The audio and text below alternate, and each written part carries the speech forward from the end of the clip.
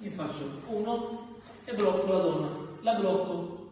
E in questo momento qua, loro già sanno come si devono mettere in posizione. Qua viene la padana. Cos'è la padana del 7x7? Sta fermo? Sta fermo? Sta fermo? Sta fermo.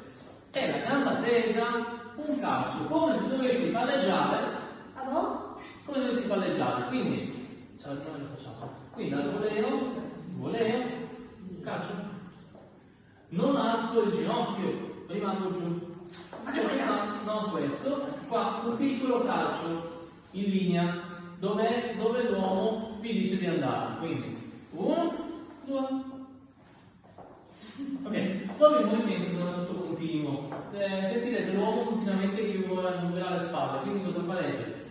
Voleo. Qua dopo è automatico, non sarà niente di difficile perché l'uomo mi chiamerà in marcia atrás e in giro destra in chiusura per ritornare di nuovo in arrivato. Quindi la parte finale è complicata, viene da sé per i miei.